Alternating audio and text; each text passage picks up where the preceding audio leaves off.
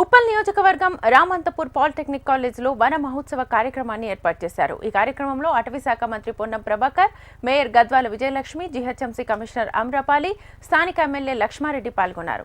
ప్రభుత్వం రాష్ట్ర వ్యాప్తంగా 1 కోటికి పైగా మొక్కలు నాటే వన మహోత్సవ కార్యక్రమం ఇవాల్టి నుంచి ప్రారంభించామన్నారు మంత్రి పొన్నం.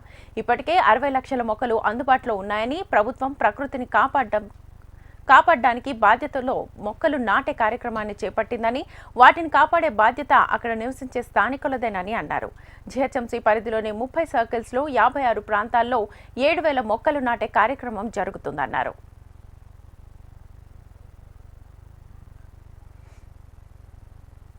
ఒక కోటి మొక్కలను ఇంటింటికి పంపిణీ చేయడంతో పాటుగా 30 లక్షల మొక్కలు జీహెచ్ఎంసీ పక్షాన 150 మంది కార్పొరేటర్ ఏరియా లోపల అక్కడ ఉన్నటువంటి స్థానిక ప్రజల సహకారంతో నాటాలనేటువంటి ఒక దీక్ష తీసుకోవడం జరిగింది.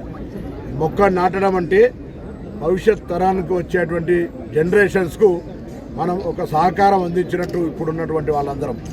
రేపు పర్యావరణం నుంచి మాస్కులు పెట్టుకొని బతికే పరిస్థితి రాకుండా పర్యావరణం రక్షించుకోవాలంటే ఈరోజు మొక్కలు పెంచడం అనేటువంటిది చాలా ముఖ్యమైనటువంటి అంశం.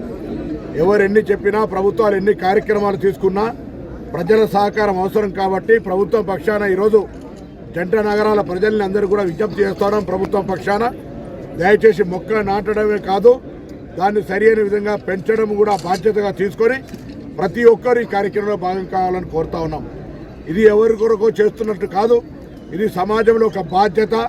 రోజు మొక్కకు నీళ్లు పోయడం ద్వారా కూడా పుణ్యం పురుషార్థం అన్నట్టుగా మానసిక సంతోషంతో పాటుగా సమాజానికి రాబోయే తరం మనను క్షమించకుండా ఉండేటువంటి విధంగా, అంటే ఒకవేళ మనం ఇదే విధంగా పొల్యూషన్ ఇంప్రూవ్మెంట్ చేసినట్టయితే వచ్చే తరం మనను క్షమించేటువంటి పరిస్థితి ఉండదు.